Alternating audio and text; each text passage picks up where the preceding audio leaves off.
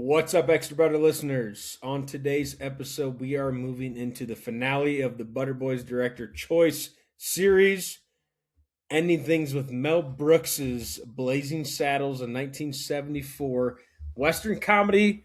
Also, one of the few cult classics we've ever done on this podcast. Still have yet to do a cult classic series. It's around the corner, but knocked a couple off. But a cult classic, Blazing Saddles, definitely a mix-up from the three movies we watched prior. Excited to jump into this one with you all. Football season is also over. So how do the boys find ways to fill the void that is the beginning of the podcast? Got a couple shout outs of movies that we want to commend for their efforts in the sequel. You'll have to listen a little bit longer to figure out what movie that might be. Got our Gears to Grind, got our Oscars to give. Gears to Grind gets brought in earlier than expected and also carries on longer than expected. So a lot of Gears to Grind, Oscars to give, a little bit of movie talk, a little bit of new segment, trial period with a Would You Rather, an Extra Butter exclusive original Would You Rather topic. If you've heard that anywhere else, I'd be shocked, but Extra Butter brings it to you here on episode 44. Guys, every episode drops on Spotify, YouTube, Apple Podcasts, and Amazon Music, so make sure to go give us a listen or watch us be idiots on camera at any video platform you can find. And drop us a follow on Instagram and X, the Everything app. Everything happens on X for everything that's to come up. Clips, movies on Mondays, maybe Tuesdays if the social media guy gets a little bit behind. And what movie and when it drops on Fridays. Let's get ready to rumble. Just kidding. Blazing Saddles, 1974. Mel Brooks, Geese's pick. Critter. Roll the tape. Extra, extra butter on the corn for me.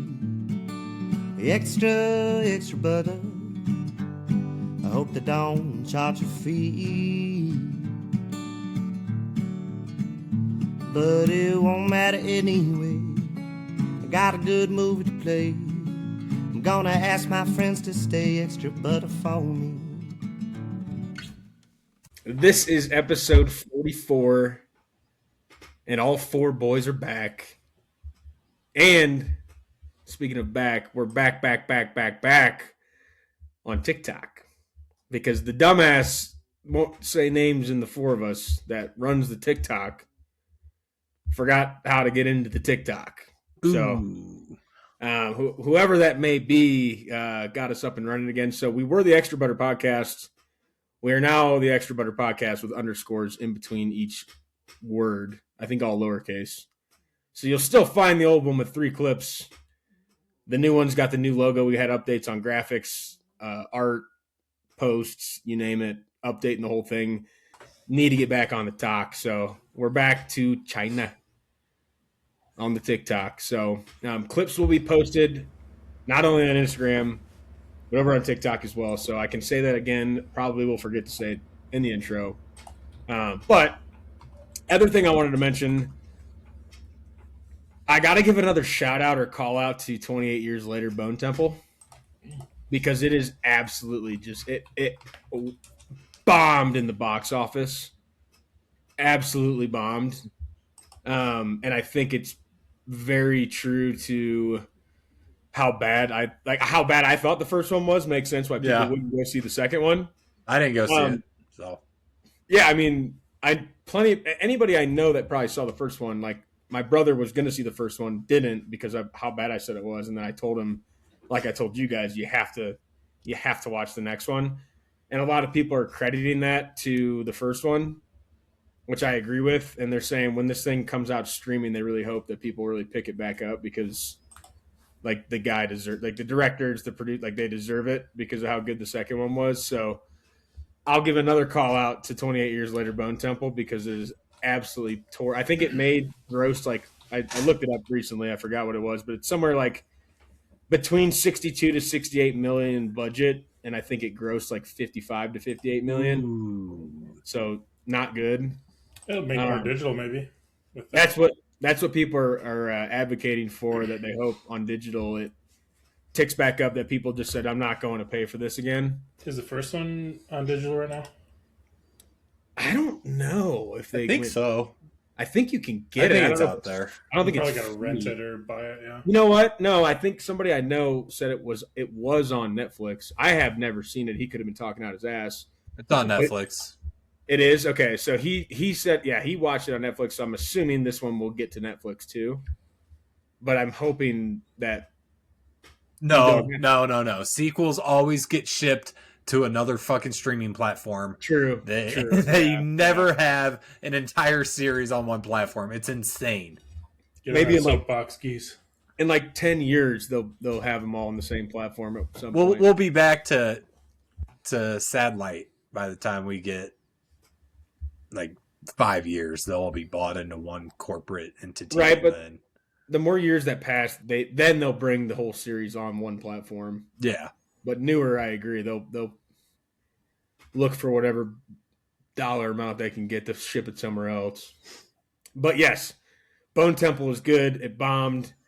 I hope it makes a rollback on the digital.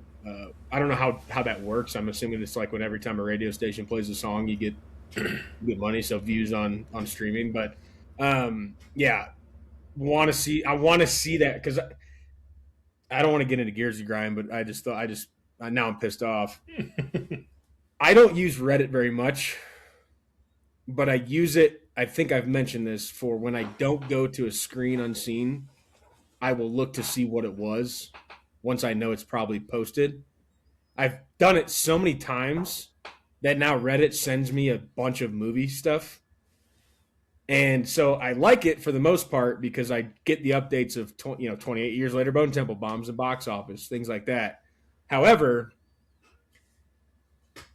I'm getting screen unseen updates now that just in like the notification bubble, instead of it just saying AMC screen unseen mega thread. Yeah. What's the movie tonight? Now people are just putting the movie in that, so I see it. Ooh. So I'm gonna have to delete Reddit, I think. You just turn your notifications mute the account, off. maybe? There might be a setting inside of Reddit. Yeah, I didn't even think I had notifications on. Brennan, I'm with you. No, hold on, Brennan, I'm with you. The easiest way to solve this problem is just delete it. You literally cannot get push notifications anymore if you just don't have the app. Fact. So, that's true. Sometimes they'll just turn on out of nowhere. I can still look at it online. I don't need it on my phone. That's true. So. Now with the PC, it'll be a lot easier to do that. So, but good luck, have fun. Just for two examples, good luck, have fun, don't die. I got the what are the guesses tonight, and now I clicked on it, opened it. First one on there was that. Most of the time, the people aren't wrong. So I was like, don't tell me what it is. I shouldn't have opened it. I haven't gotten one for next week. But I got one for the one you just saw. Yep. Okay. And it literally in the push notification, it said the Nirvana, the show, the movie, or the show, whatever the movie. It said it in the show. The movie. It said it in the notification. I was like, well, that pissed me off. The first one's on me. That one's not on me. That one's not on me. So fool me once. No, that's a valid crash out. Yeah, that would piss me off. So I probably would have deleted it if they had done it to me. I'll be honest. Well, and it made me not want to go. You should have. I was on my way to Good Luck, Have Fun, Don't Die when I got it, and when I parked, I just clicked to see what people were thinking. Luckily, I had no idea what the movie was. So when I read it, I didn't really think anything of it. But when it started, I was like, okay, yeah, they were right. I had seen the trailer for both, but like when it just tells me what it is, kind of ruins the fun. So. It's not a choice, like you're choosing to look it up instead of it telling you. Right. I get it. So, but since we're on Gears, though, I think we've talked about it before. Gears, push them, go. When your food delivery driver leaves the food in front of your door that opens outward. Puts it right on the step. There's drinks right there. I can't open the door to get any part of my body out. I have to get on my knees and reach around and. You're used to that. What are you reaching around for? To get the food off the step. Yeah. Is that what it is? I don't understand why people do it. all secondary doors open outward. Chick tonight was a pro. Like, she basically like measured it, put it on the perfect corner, or like right as I opened it. That is like exactly where I grabbed it. So some people know what they're doing. Would love to have that. No, I have to MacGyver food off the front step to get it, which is insane. That, Geese. I bet you some days you deserve it. No, I don't. No one deserves that. Not even my worst enemy. This is not necessarily relevant to that specific topic. It's still in the umbrella of placing food on a porch or in front of a door. So I think I've mentioned this. We do have a milkman that comes to our house. That's right. I forgot that you did. And there's a cooler that just sits on my porch, and most of the time the DoorDash drivers will just put it on top of the cooler. Don't know why. Kind of like it. Kind of like it. It's not in the way. It's out. It's that's where I would put it. They don't have to bend over all the way. Just pop it right on the cooler. Easy picture. Yeah. How big is this cooler? Big enough for milk. I'd say, as most would say, Trev, back me up, as you know, about yay big. About yay. Yeah. Okay, so it's not knee high. It's about yay high. That tells me nothing about the. Okay. You know.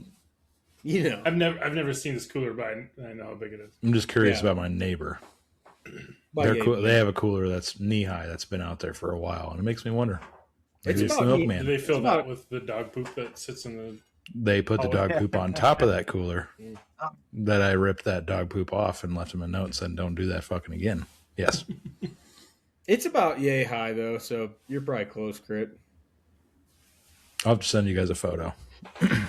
It's all adding up. I'll get you a photo of the cooler we got, but I can go into another gear to grind. I gave it an Oscar last week, PC gaming. New setup, desk. My whole room was getting flipped, which I think I was talking about a gear last week. So in the last 72 hours, my two dressers in this room, which you guys can't tell because behind me is always a picture. Last week it got taken down so you could see a little bit of my room. We've taken everything off the walls. We have gotten rid of my two dressers, so all my clothes are in the bedroom floor. I think I talked about this. Sold my desk. Desk and new dresser come in yesterday. Super excited about it. I'm at work, and I'm looking at the guy behind me, and I'm like, hey, man, I just know when I get home, there's going to be about 8 billion pieces to put together. And I'm like, my wife, bless her soul, she's not your standard wait for the guy to be here and build shit. Like, I'm going to get started on this. So I'm like, she's going to have a dent in this by the time I get home, which is great. Hope she started on the desk because it's more important. The dresser's not. My clothes stacked up in the room. We got plenty of space. Find what I need. So be it. My desk, on the other hand, I'm going to need for work and the podcast today. So I get a video while I'm on the phone at work. It's probably 4:45. Charles gets home around 3:30, I would say, most average, give or take. Get a video while I'm on the phone or a picture, whatever it was. And I get off the phone, look at it, open it. There's just shit everywhere. I mean, everywhere. Living room covered, my room covered in pieces. And I'm like, oh, okay, so it all came. I click out of the video, look at the time, 5 minutes ago. I'm leaving for work. I'm leaving for work in 10 minutes. Come inside. Literally everywhere. And she's working on the dresser in the living room floor, and looks like had been working on it for a little bit of time. Could not have. You could have guessed she just started. How little progress there actually was made, because the dresser has. I'm not shitting you. It looks like 8 million pieces. I mean, between the screws and like little bags of shit. A billion. It was a billion. You got to put all the drawers together. So and I came in, kind of had a headache. Good day at work. Good day at work. Wasn't mad at her. Wasn't mad at anything. But I knew what I was walking into. And I just said, I don't want to start a fight. I don't want to. This is going to suck for both of us. At this point in time, my desk is significantly more important than this dresser. Significantly more important. So we're like, cool, hey, she told me to pick up a bottle of wine. I'm going to order Italian food takeout. We're doing this shit tonight. That's fine. Pick up a bottle of wine. We come to do the desk. Takes, few hours. Pause in the middle, go eat, come back. Finish it, 9 o'clock, 9:15. Finish the desk. She's like, we're doing that dresser tonight. And I'm just like, there's just no way. No. There's no way. So we go to do the dresser. Couple steps in, she finally, like, I put Pardon My Take up on Netflix. I'm like, fuck it, we're in it, having a couple drinks. This is a little bit of a workout here on the old screwdriver, and and she's just like, we're on step 2 of 26 or 28. We're not doing this tonight. I'm like, thank God, dude. So Gear to Grind is building this shit. Yep. Because we built the desk. I'm here, grateful. It's up and running. We're not fully built out yet in the new setup. But there's still 8 billion pieces scattered around the living room, the couch, the chairs, everything's covered. And wood, screws, you name it. All out there. Haven't touched it. She said we're doing it tonight. I don't think it's going to happen. I think we might make some progress, but just the building of the shit you're excited for just really puts a damper on it. I can relate because I just did the same thing. Not a clue why there's so many. I had probably 6 bags of extra screws. I had A through, I think, J of different types of things to put together. And this thing can either be put like with the L on one side or the L on the other side. So I had to flip to different pages to find the whatever. I have that. I tell you what, my back cooked the next day. I was like, what? We're getting old, gentlemen. What does yours? We probably don't have the same desk because I'm sure any L-shaped desk you could build it one way or the other. Yeah. But if we happen to have the same desk, that would be pretty cool. It would be cool. What does yours look like? Mine is just dark brown. I have black wood for the main piece and then like dark wood on the L piece. Do you have drawers on one side that just come out and they look like this? No. Okay. Well, then we don't have the same desk yourself. There goes that exercise. I have one big drawer and then shelving. Yeah. I don't know how to describe mine. It came with LED lights, though, and that's, as I've mentioned, that's all I care about. I don't even know if they're LED, but that's what came to my mind first. Strip lights. Cool settings. Gets the kid excited. Yeah. Here's the finish to that Gear to Grind. It doesn't need that many parts. This desk could have click-on little tabs. I'm never going to move it. Yeah. Just click it on. Yeah. Or just big screws. Oh. So on that talking about big screws. Oh, by the way, I'm real excited. We haven't taken the stickers of the letters off the desk yet, but I can see the letter N where I'm sitting. So mine had at least to N. I still haven't. So, I probably won't get to that, but N is the letter I can see it. I think it went to Q. I don't know. The screws. Let's talk about the screws. Get a couple screwdrivers. Get ready to roll. Ready to roll. Ready to roll. Ready to roll. No, you got to use the little Allen wrench. Yeah. And you got to. The Allen wrench really slows you down, man. Oh, and you're just going into wood, like. In the last 4 screws in the back of like the X that's like keeps it in place is just the hardest one to fucking turn. Cross threading. And I'm pulling this thing and I'm full bore, just getting everything into it just to get these screws in. And it's so small too. And if you get a thin one, those are the worst. And it just pops out of the socket half the time. Yeah. So yeah, pain in the ass. We're built. Dresser's still unbuilt. So dresser's for tomorrow. Not according to. We'll check back in next week. My as they say, my better half says that would not be true, Trav. We'll see. Yeah. What do you go? You crit Geese? You got a gear? I feel like we all had gears now. I didn't have. I had one. I already gave my gear. Don't even know what you said. I forgot. Yeah, I was gonna say it's not as in depth as your furniture. Oh, the DoorDash driver fucking placing the food. Okay. Yeah, no, I was just driving back from Denver for 5th time in 5 days. Trying to get over like traffic at 3:30 on 270, if you guys have experienced that. It's not fun, especially in a certain spot. I can't remember. I think it's Quebec Street. No, whatever it is.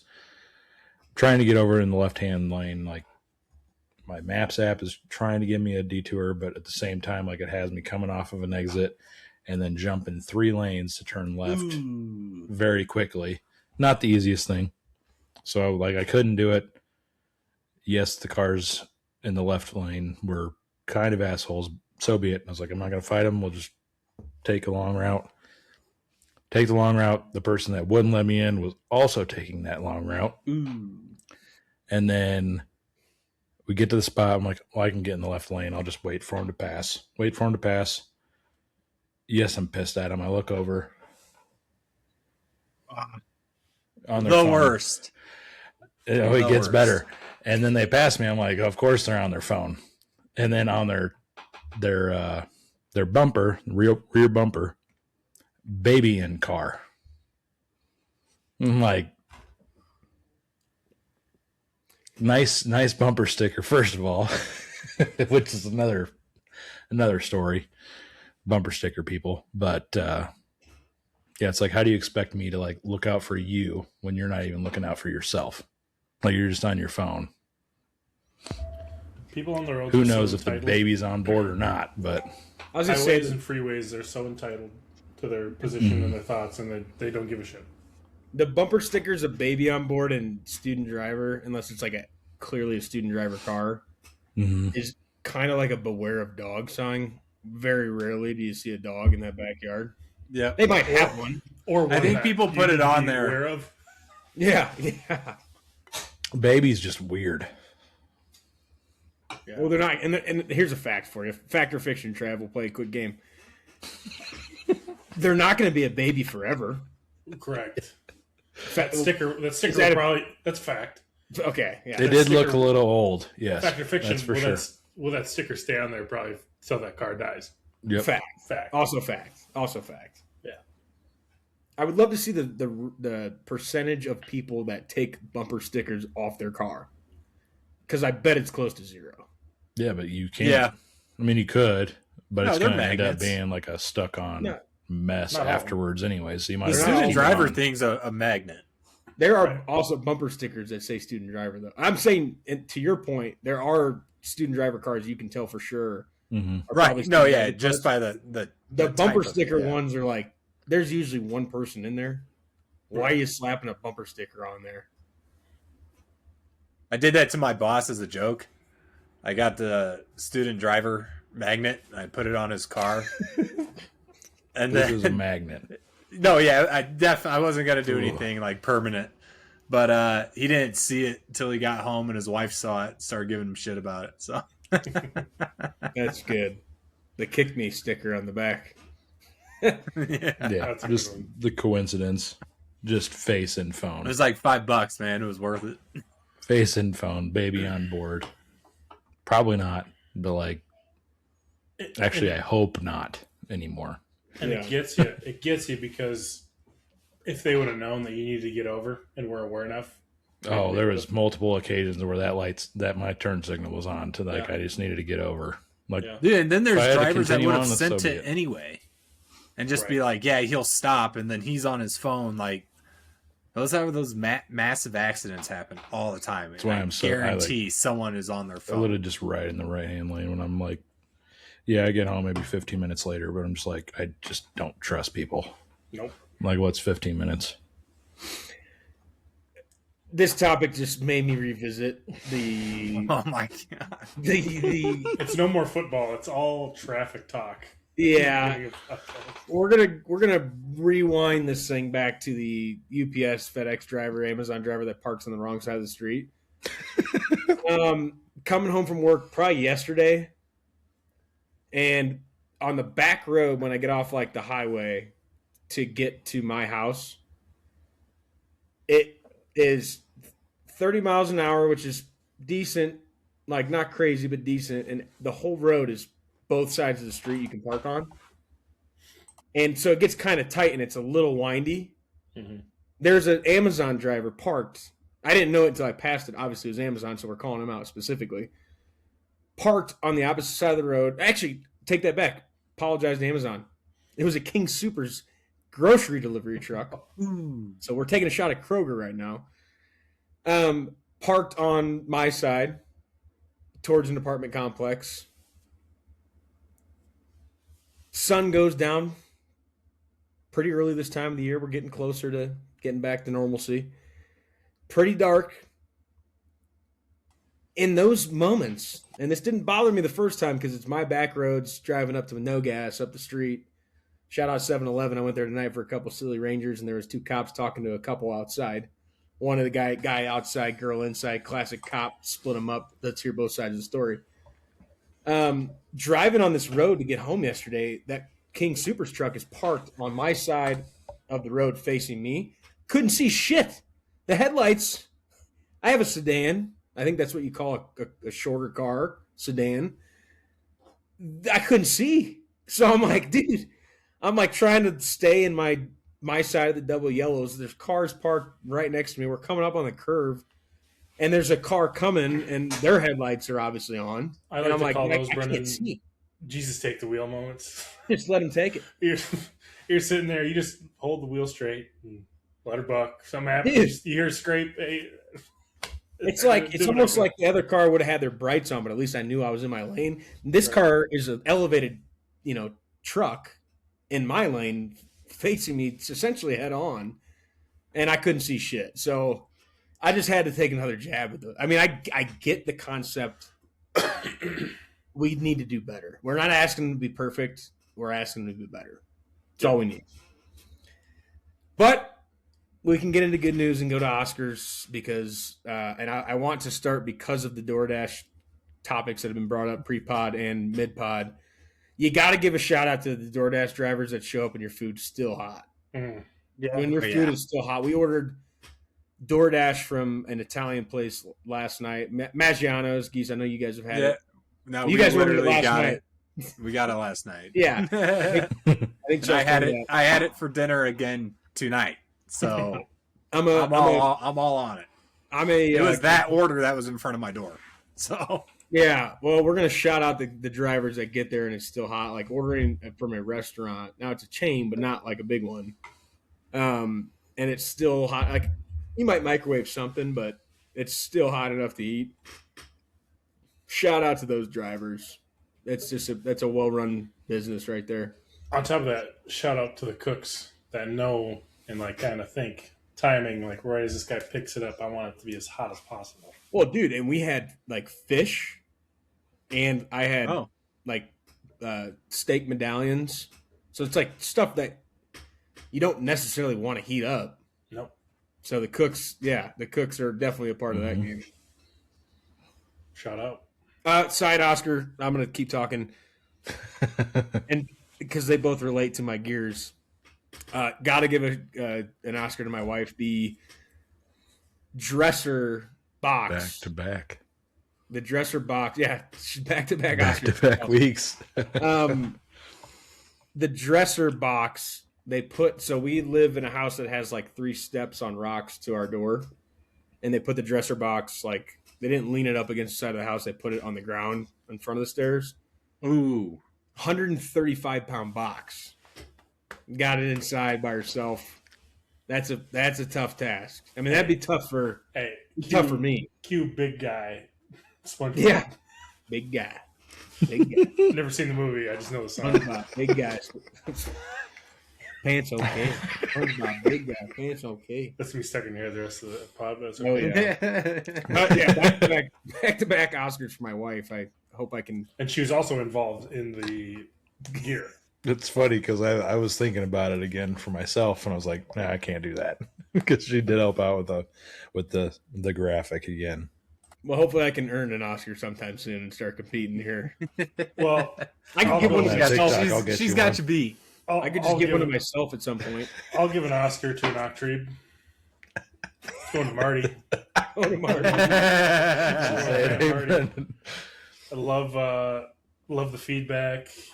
Just love getting the random texts in the middle of the day. No context. Once a week. No context. Just, I went back to his comment today, and I laughed my ass off. Love it. Shout out Marty, #1 fan.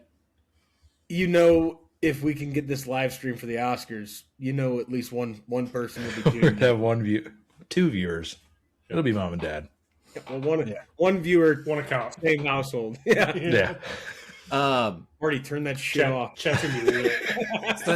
Since we're already doing fathers, my Oscar is going to the old roster. Got me a Chicago Bears jersey for my birthday.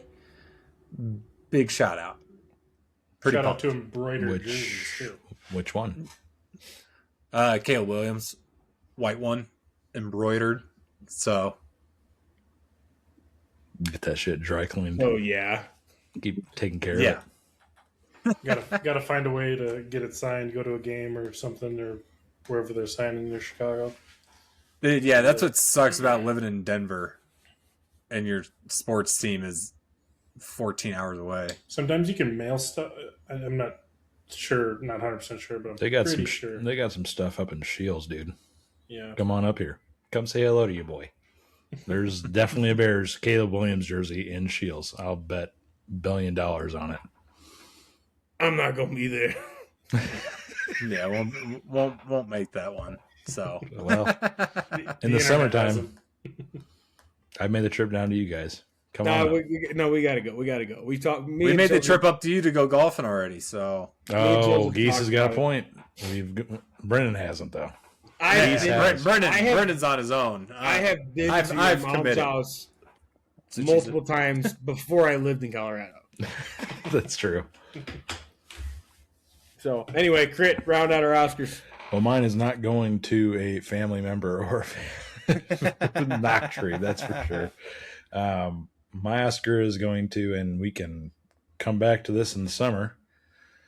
Hopefully not, but this winter weather we've had, I think you guys have had a little bit more snow than us down there in Denver, but not much. I don't think it's too much more.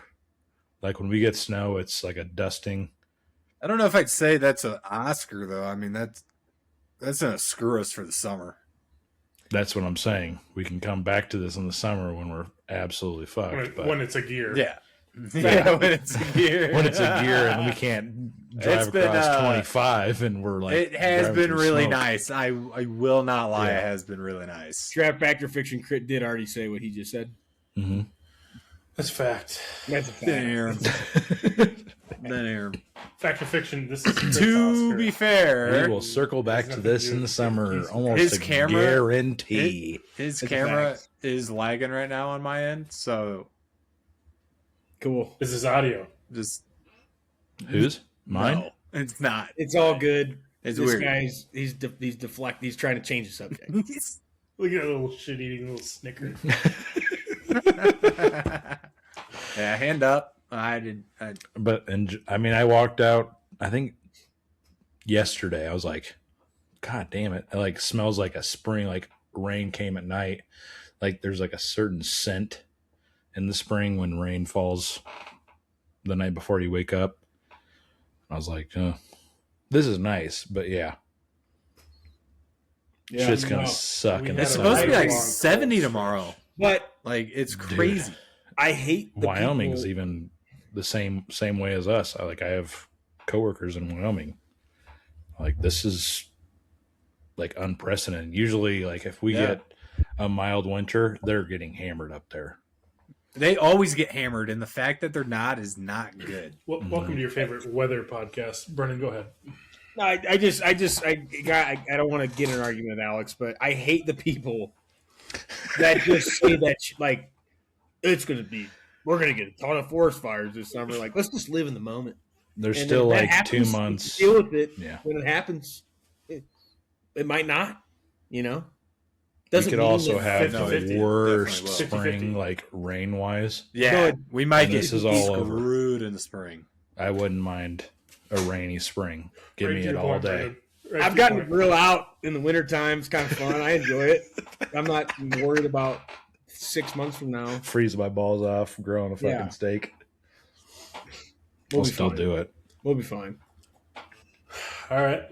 No football. Yeah, well, football is over, so as you can see, a lot more to talk about. But we do have a trial segment that would be very creatively named original. Would you rather have question of the day would be, and honestly, open this up. If we continue the would you rather, we could call it something else. But at the end of the day, it's this or that. Mhm. There's not really any other ways to phrase it. Mhm. But we'll take suggestions on a would you rather. The question of the day would be, would you rather watch only pre-2000 movies for the rest of your life or only post-2000 movies? The floor is yours. I think the obvious answer is post 2000 movies, and the only reason for that is that it's infinity, so you'll never run out of something to watch. I personally would like that is the good answer. It's today is the finite answer. I think is like that's.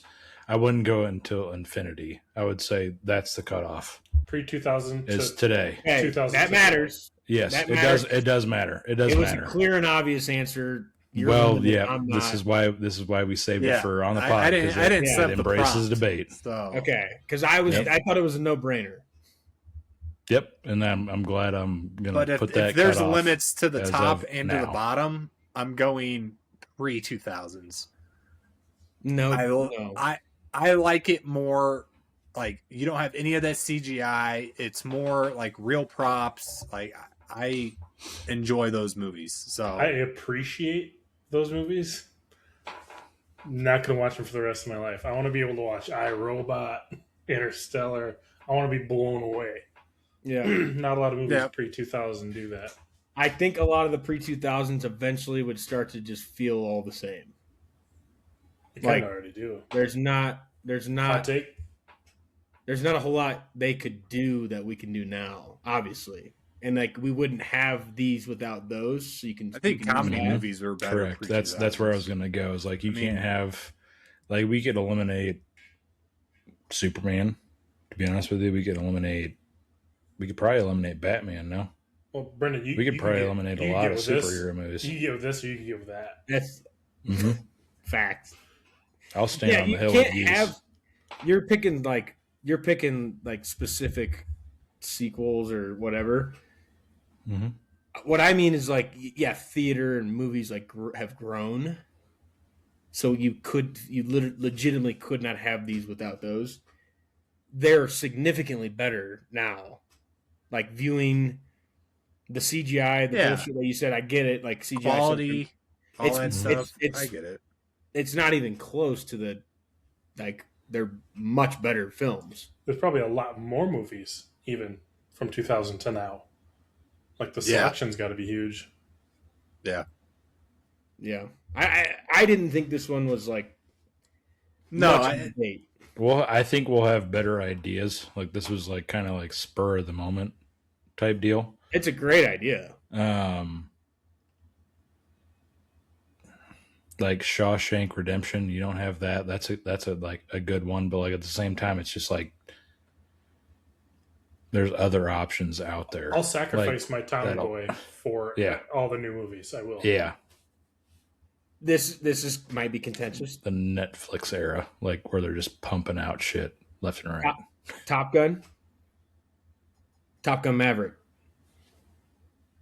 Top Gun Maverick, significantly better movie. All things included. You also don't get Maverick without Top Gun. No, I agree with what you're saying. I agree with that premise. That's definitely not part of the argument. The cutoff is 2000 and it's today to whenever before 2000. Mm-hmm. I do have Maverick, and you have Top Gun.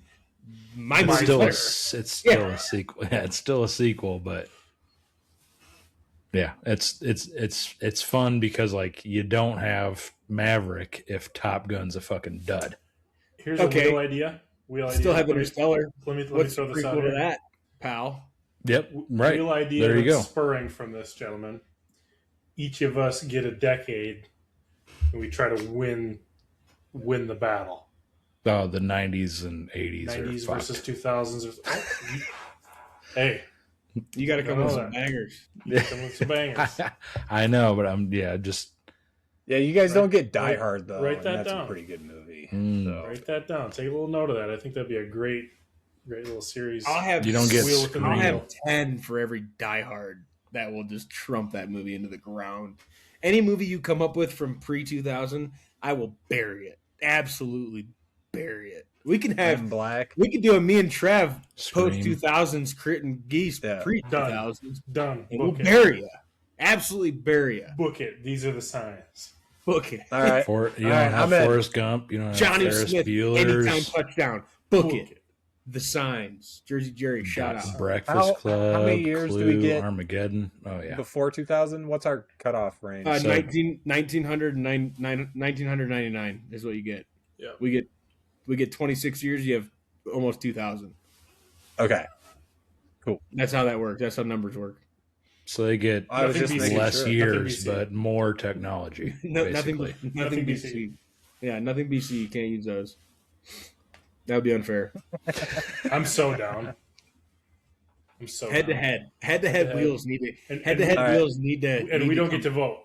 This is a new idea. Head to head wheels are a new idea. It could be 2v2, 1v1, 1v1v1. It's decided to be 2v2. It's you and me versus those two. You might have just got roped into Geese, but this is the way it is. Yeah, no, I was already going to go this route, and I'm just glad Geese is joining him in this battle because I was going to do it anyways. I'm also glad. Because I was going to be a lone ranger. I just knew it. I was like, I'm so fucked. Keep our wheels to ourselves, our team, until unveil. Yep. I don't know how we'll do that. We can troubleshoot it, but that's a good idea. I mean, I'm sure there's a month where we can slap that in. Yep. Well, there's other ideas. I still think we can. I know we've got a wheel. Ready to roll. Shout out Stu Finer. 15-15-30. Legendary handicapper. The Would You Rather segment led to a wheel. We have a wheel built. We can run this on the following. We've got a finale to talk about. This, honestly, 40 minutes in post-football. I love that. I was worried about what we were going to talk about post-football, big football guys. Shout out to us. Oscars and the... We like guys who like football. We always find a way. Yeah. Team Oscar goes to us. Team Oscar. I got one. I got 1/4 of an Oscar. Finale. Geese. Mel Brooks. The wheel has spun. The wheel has chosen. Blazing Saddles, 1974. Western comedy to wrap things up on the Butter Boys Director Choice series. Trav, welcome back. Tell them anything you can about I'm giving it right to Geese. Tell me about your Blazing Saddles. I get a kick from champagne. Ooh. Mere alcohol doesn't thrill me at all. So tell me why it must be true that I get a belt out of you. A bum bum bum bum bum bum bum bum bum bum bum bum bum bum. I get a kick from cocaine.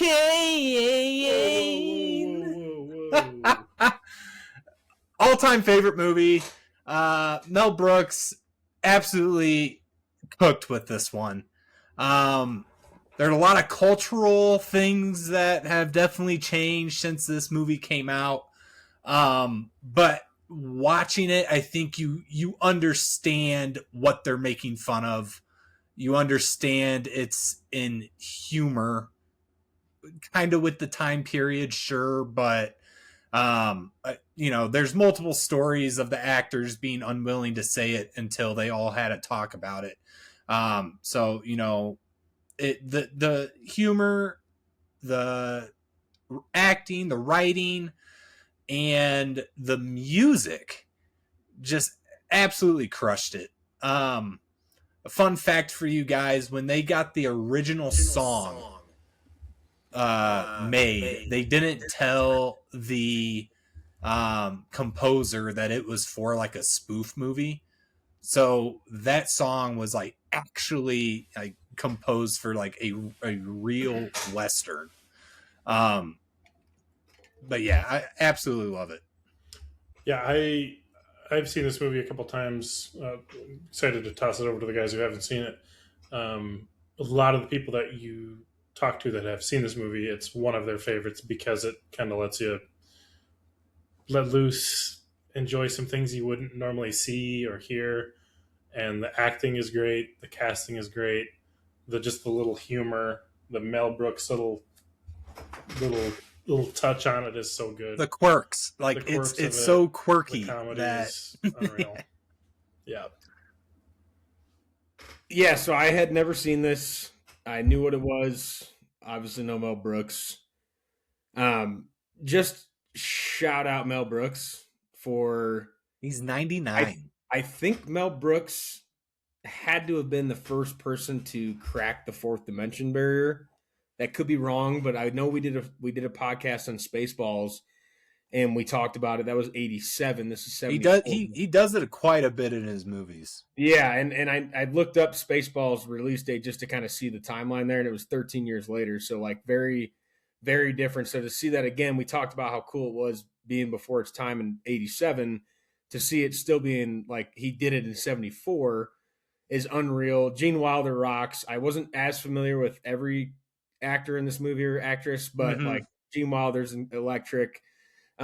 Very classic old school comedy. I know I was talking about last week, maybe it was off pod, maybe it was on pod, but Western movies to me, like it's the dumbest category out there because it's like every Western movie could fit in another genre.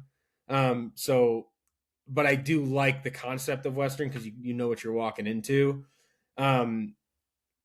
This was one of the dumbest movies I've ever watched in my entire life.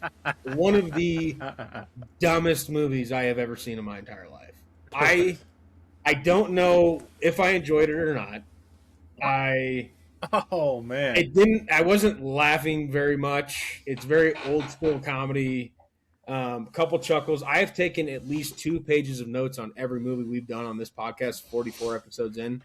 I struggled to get 1 page of notes, which, again, it's comedy. I don't think you really need to do that. Not saying I didn't enjoy it. I might have just said I didn't, but I'm not saying I didn't enjoy it. This was one of the dumbest movies I've ever seen in my life. It must have worked then. I'm sure that was the goal. I get all of it. I love the like let's just make racists look like the dumbest, most ignorant people on planet Earth. I love the cleverness of a lot about this movie. The movie itself, one of the dumbest fucking movies I've ever seen. that I mean, I can't lie. I just did not enjoy it. Very, very dumb movie. I think time of watching it too. Like you're watching this in 2026. I think Geese, your first time watching this is probably when you were younger too. Like when quirky shit kind of gets you a little bit more. Like 2003, probably, man. Yeah, I was young as shit when I first watched this film. You're like, oh man, like he said that. Holy shit! Like that kind of gets you into the movie. Being an adult and watching this, it's such a goofy, goony movie that it doesn't really hit you the same.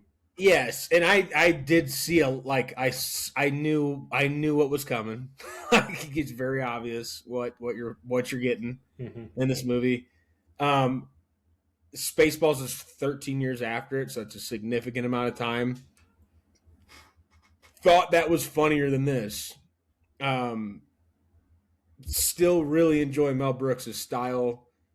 the ending that Geese touched on in Spaceballs, like very cool. Like his everything about him. The movie was it was a dumb fucking movie. That is. I just love the humor in it, man. Like it definitely is not a laughing movie. It's definitely more of like a chuckle, and like you're looking for things to kind of laugh about. And the comedy style is much more dry, but like everyone in the town is named Johnson. Like they're all related. Like, you know what I mean? Like you don't know that they're all related. They all have the same last name. But it's like it's comedy like that.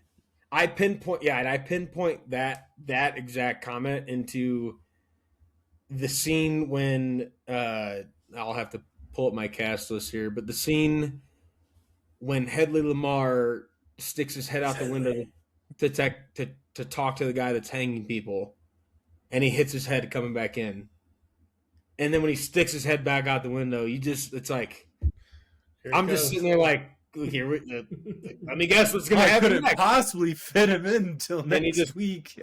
Bangs his head on the fucking window again. It's like probably because I've seen enough movies in my lifetime that like you knew.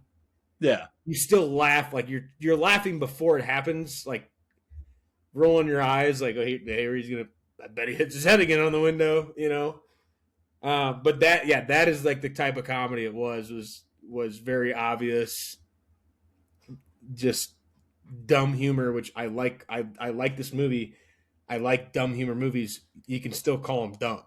What did you expect this movie to be? I didn't really. Especially with the first intro song. My wife got up and left the living room as soon as the intro song was like halfway through. She just left, and I was like laughing. Intro song was great, but I'm like, "You're not gonna watch it?" She's like, "She's like, what are you watching?" I'm like, Blazing Saddles, and I don't think she really knew what. Like, you can't tell what genre this is going to fall under. She would not like this movie. Oh, God, it could not have left. It was like 7:15. She typically goes to bed at 8:30. 7:15, picks up my dog and just goes to the bedroom. I'm like, you don't want to watch this? I'm like, you don't want to watch this? This is a comedy. What if Ivy wanted to watch? Didn't even get a chance. I told you guys, Lindsay played the opening song in band class because that's just what the teacher ripped out of his suitcase that day. Yeah, and I thought that was so funny. Like, so she was like kind of watching and then was just like, yeah, time to go to sleep. Now, just so you guys know, Hedy Lamarr is a real person. So when they kept calling him Hedy, like that joke is like ribbon at them. But you'd have to know that. So it's like I've had all these years to look up fun facts and like look up jokes about this movie. So it's like when I watch it, like it definitely makes a little bit more sense. It's a classic. I tried to look up. It's a cult classic, actually, and that is a limited number of pods we've done. This is another cult classic. I tried to look up afterwards if this was like based on anything like Spaceballs was, and it's really not necessarily based on movies. Like, it's a spoof movie for sure, but not of other movies or films. And I tried to look for things that just made more sense to me, and it just wasn't there. The more you look, the more it doesn't. Yeah, that's why I stopped. Yeah. I quote this all the time is Gene Wilder's part where they're people of the land. You know, morons. And I'll use that quote all the time. It'll just be about anything random. But I quote this movie a lot, actually. I think Mel Brooks himself playing in this movie in a couple parts is impressive in itself. You know, playing in your own movie and doing a good job was pretty cool. I always like seeing that. He was like the guy. He was the governor. Yeah, he was effective. Yeah. I cross-eyed too. Yeah. Crew, what did you think of the movie? Like, I liked it. I didn't. I like you were saying. Like I wasn't like rolling on the floor, laughing my ass off. Like I thought the new sheriff in town. I thought Bart was funny as hell. Like I think he was my favorite character. Isn't someone gonna help that poor man? Like yeah, like how stupid like the town folk were. Like help me, help me, help me. He's got his gun. Yeah, like I don't know. There was like, where the white woman at? Like there was so many, a lot of quotes, so many things. The whole bit with the chewing gum, like quotes that we can't. Yeah, I mean, and that's kind of the shame of it all. But you know, it makes that movie. Yeah, I know. Like Sheriff Bart was the star, and like that's the only person that made me laugh. Everybody else is like Gene Wilder's character, yeah, but he was the star of the show. To be that way. That's the Waco kid. The Waco kid, yeah. Steady as a rock. Yeah, but I shoot with this hand. Take that chess piece. It's so classic, like old humor. Yeah. Like, what do you like to do? Play chess? Screw? Well, let's play chess then. There's so many, yeah. It's just all set up in that Western vibe. And then you hit the end and it just smacks you in the face, completely shatters the fourth wall. They're back in Hollywood, and it's just a all-out frickin' brawl, which is actually similar to Spaceballs. Tropic Thunder is another one. Yeah. In a way. I just think it goes back to my point I've made plenty of times about it's kind of like the yin-yang polar opposites attract type deal of comedies and horrors are the hardest movies to make new and stay relevant, and comedies are the same thing. So to get any laughs out of a movie from 50 years ago is going to be hard to do because of the humor you see today in your day-to-day life, new movies. And I even think we're in a lull in our day and age of being able to make a comedy movie. I agree. Because nobody does, like, you're not getting full blown. You're gonna offend somebody, and then they've gotten rid of all of comedy movies. You get movies where you laugh or comedies built in, but they're not Step Brothers. They're not. It's more physical humor too, instead of audio and verbal. No, I mean, you weren't here, Trev, but I was talking about Send Help last week. It's like there's plenty of moments to laugh, but that's not a comedy movie. So to make new or to stay relevant in horror and comedy is so hard to do. And I think the term cult classic itself shows you the audience that this movie has and all those movies have to be relevant still is extremely impressive. Well, and what is that thing? It's not really a tangible thing that these type of movies have, that like the cultness of it, where a lot of people can agree like, hey, this isn't a top tier movie. I mean, I'll recommend it to certain people, and I'm not going to scream it from the rooftops like, hey, you need to watch Blazing Saddles or Spaceballs. But like, if you find the right people with the right humor in your group, you're like, you are going to like this movie, whether it's a lot or a little, but at least they enjoy it. Like, there's some movies where you like Top Gun Maverick. You can tell anybody, hey, that's a good movie. Yeah. You're not going to tell everybody Blazing Saddles is a good movie, although you may believe it as a good movie. That is true. The point I'm trying to make is like, what is that thing that is within these movies that make them last, make them cool, make them relevant for how long? This one is unique. The Gucci bag on the horse. Oh, dude, when he gets his whole outfit, he's all dabbed up. Let's go, bud. This one's unique, Trav, because I did look into that, and not into what a cult classic is, but like this one was successful when it came out. Usually they're not. Mm-hmm.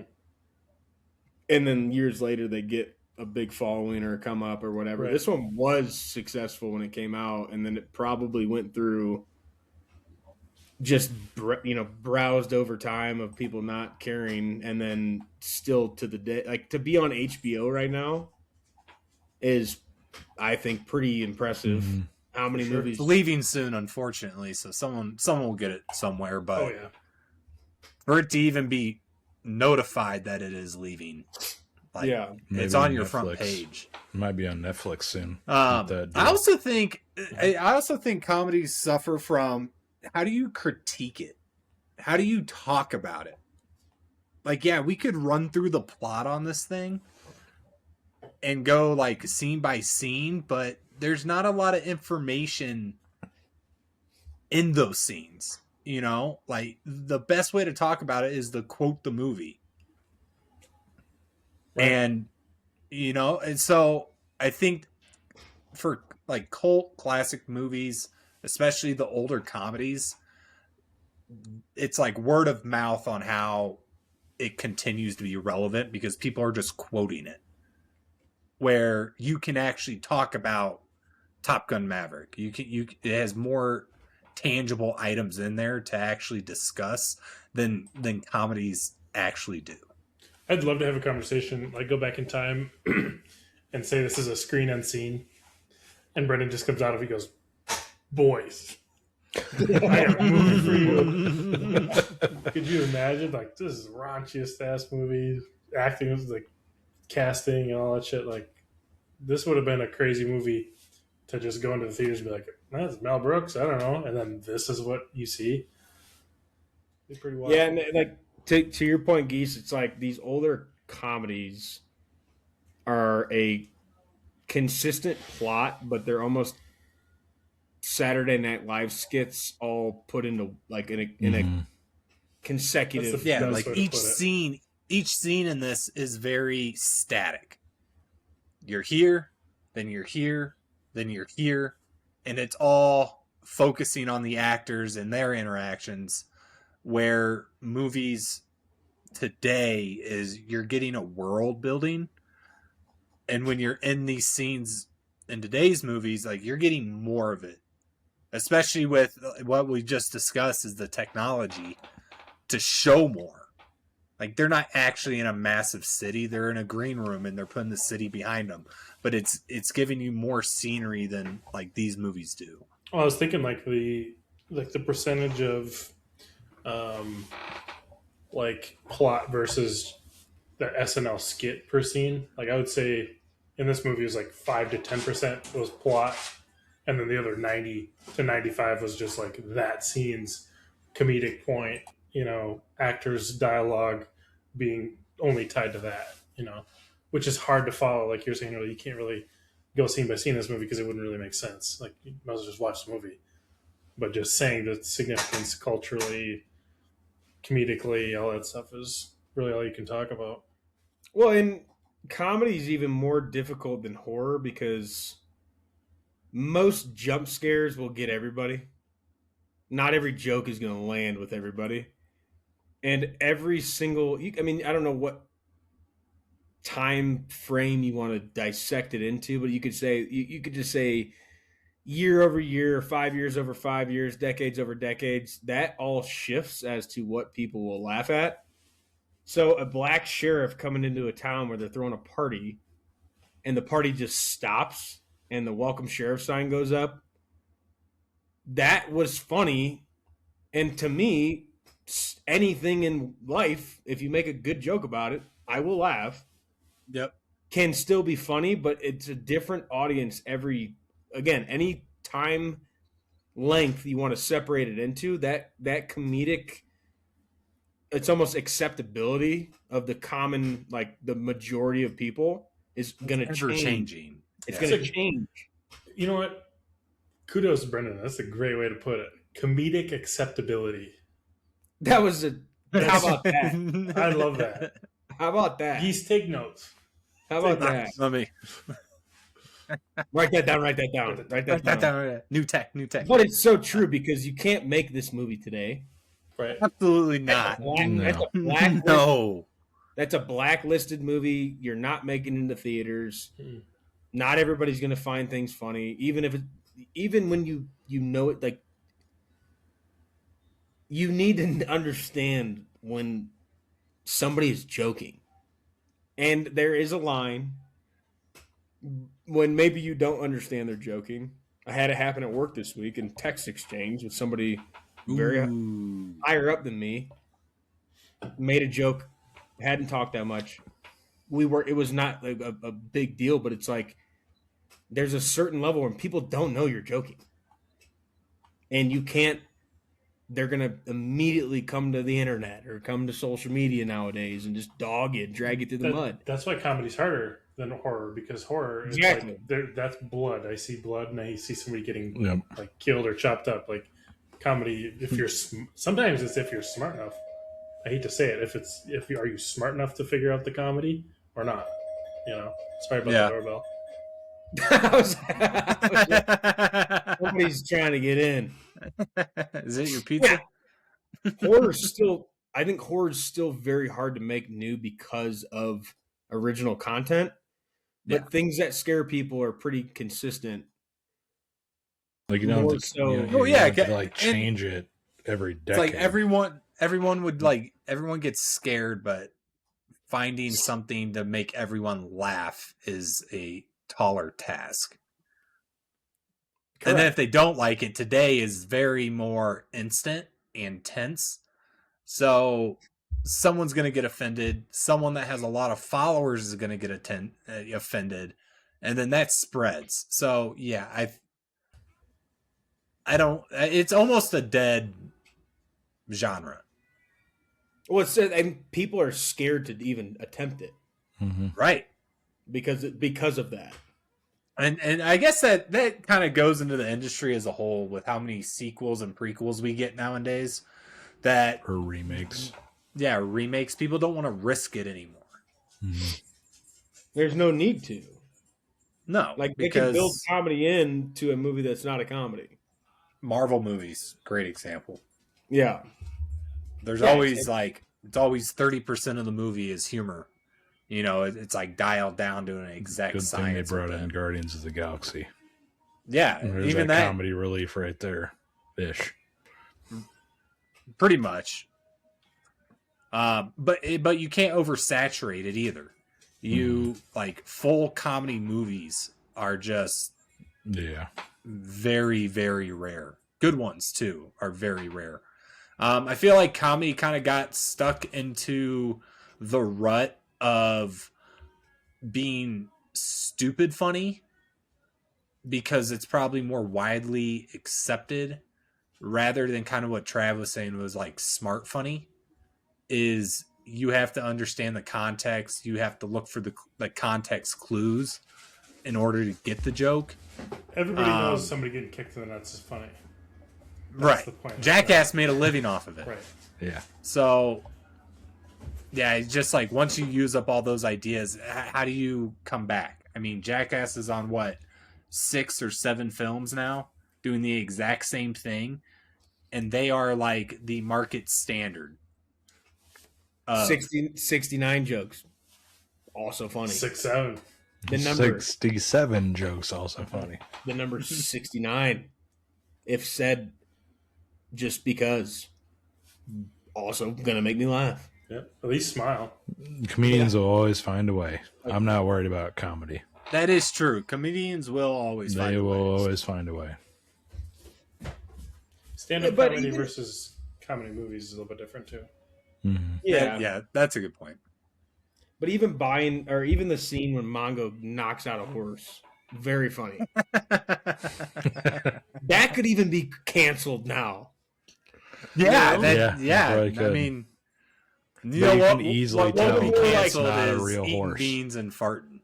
That will never be canceled. That was fun. That was it pushed the line a little much, but maybe 3 farts instead of 6.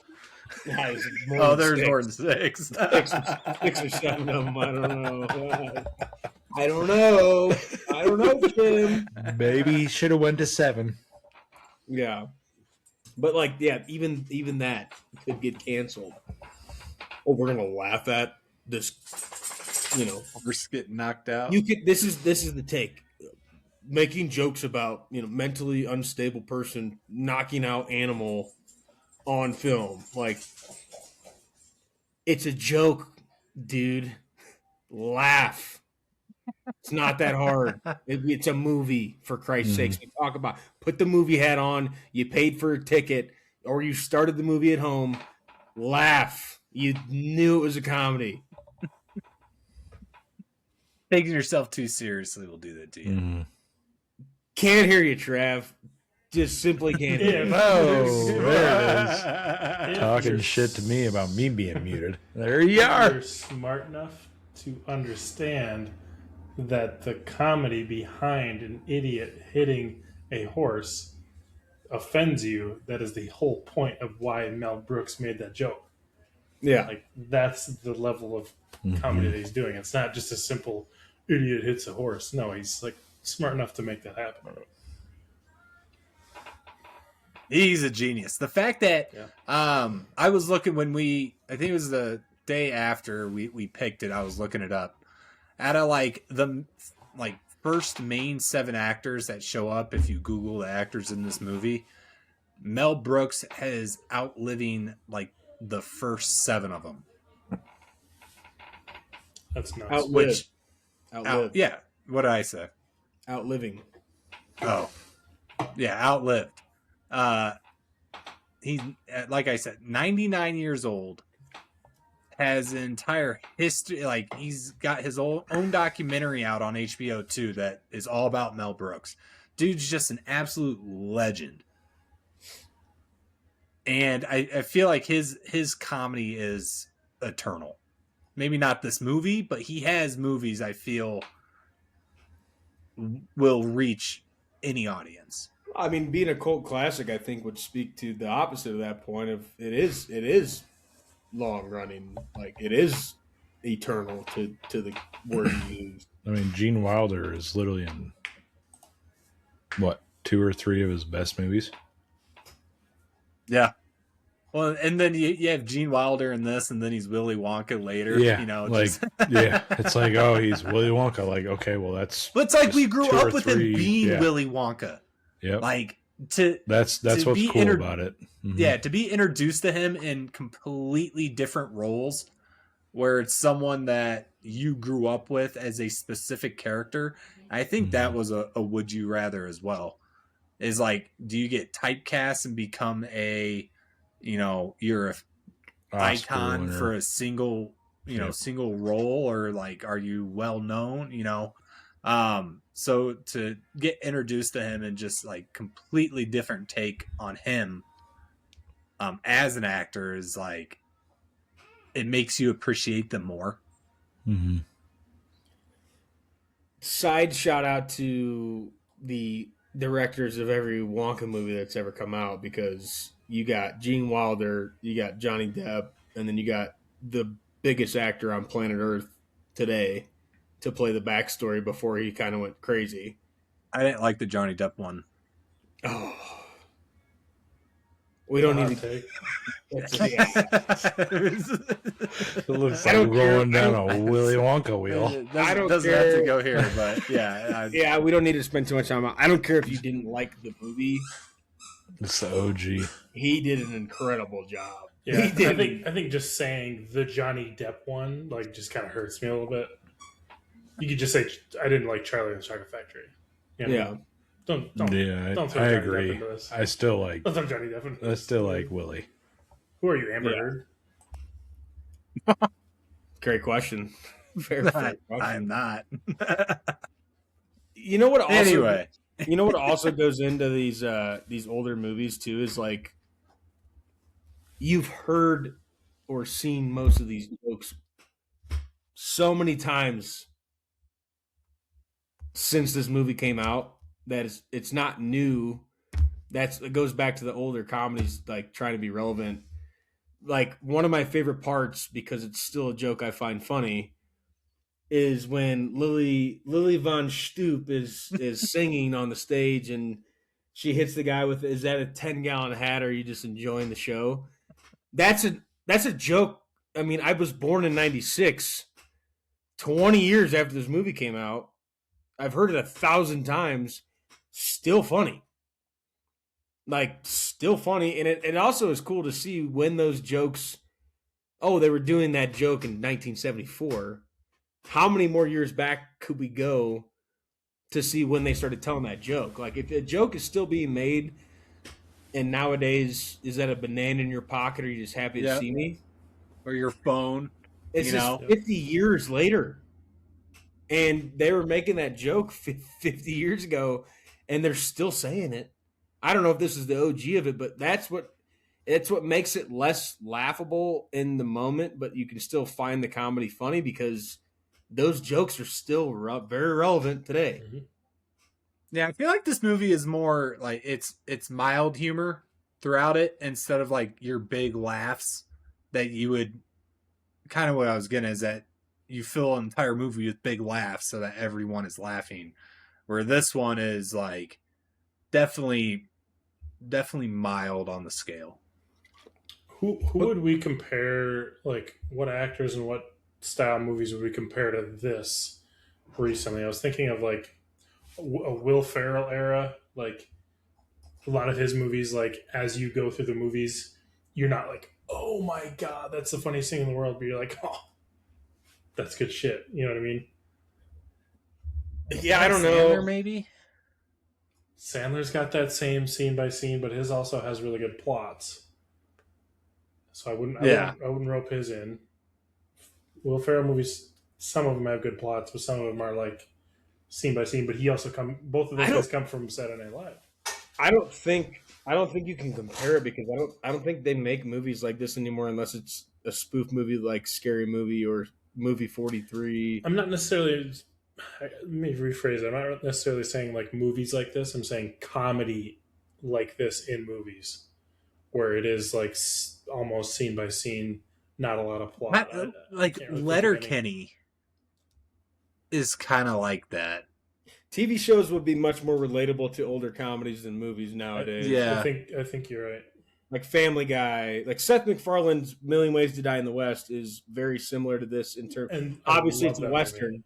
But they're doing the same thing. Yep. It's scene by scene. Family Guy has turned into that. Most of those Rick and Morty has more of a plot, but most of the TV shows have more of the. They're not. It doesn't need to be a running like Family Guy. The plot is the same in every movie. Or every show.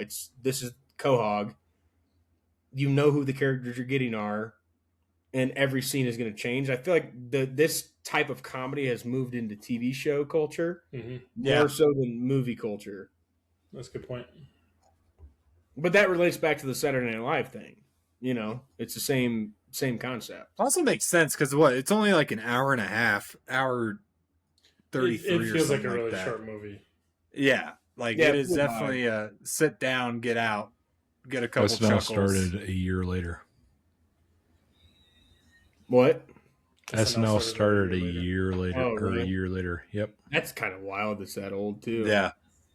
75 was October 11th. 75, and then I don't know. By the way, that's a great this movie. Not really documentary, but movie of the origins of Saturday Night Live. I think it's just Saturday Night. Yeah, I think I've seen that before. Yeah, it was good. With Lorne Michaels, kind of how that first episode went. We'll have to have some potted dialogue, or maybe let's do a special episode of just Saturday Night Live people that made it as big as they did. Mm-hmm. Because there's some people that never leave that still have an incredible career. The list of people from Saturday Night Live is huge, and a lot of the names you don't even know about because they're just writers. Right. Yeah. Writing, I feel like, is the most, not under, I don't want to say it's undervalued. It's like the most slept on. The word is escaping me, but where they're just in the shadows the whole time, and then they move on to bigger and bigger projects, and then you can trace almost all those comedy writers all the way back to SNL. And he thought we should on Geese, but I had to, he goes, the words just escaping me. I was like, they usually do. Yeah, they usually do. This kind of goes back Fair assessment. Chris's take on the movie of I wasn't rolling on the floor, and it goes back to our comedy's hard to stay relevant. I think the reason that is like I said, these jokes from these movies are still used today. So when you hear it in this movie, you're not going to start dying laughing because you've heard it so many times. It's fun to see them bring like where it came from and how we still use it, and like how far that's come, or how different terminology we might say. But that's, again, what makes comedy probably the hardest section is anything funny has to be relevant to modern culture, modern society. Jokes are always going to get reused forever. But when you're going to start dying laughing, it's because you hadn't seen it or heard it before. Yeah. You're not going to have that in a movie from 50 years ago. Do you guys know the term Slim Pickens? Yeah. That was Taggart in this movie. His real name was Slim Pickens. There you go. Slim Pickens? Slim Pickens. I swear. I was like looking at this. I was like, this dude's name is actually Slim Pickens. His real name is Louis Burton Lindley. Well, don't name ruin my. Slim Come on now. Pickens. Shh. Chill out. His your nickname guys' is Slim Pickens. Cut that. Who's your guys' favorite like non-main character in this? Non-main character? Yeah. Ooh. That is a good question. I mean, I don't know. Top of my head. Lily Von Stump. Top of my head. It's true. Woo. I hate schnitzel. Yeah, I hate it. Drove me nuts too. Top of my head, Boris. Probably Boris. Boris Johnson? He was the guy hanging people. When he hung the horse and Boris. the guy at the same time. Gabby Johnson was the one I was thinking of. God damn. Oh, that guy. Yep. He took her down. Gabby Johnson is right. Yeah. Howard Johnson is right. He says that the sheriff is near. Yeah. No, God damn it! I said the sheriff is. The sheriff is. The fact that he can bleep it out for fun, but also use it. Yeah, as a prop. Yeah. The guy that was signing up for the all-out war, that was like, basically it's like, what's your resume is what they're asking him. And he said rape, murder, arson, rape. Hey, notice you said that twice. You said that twice. Well, I like it. I like rape.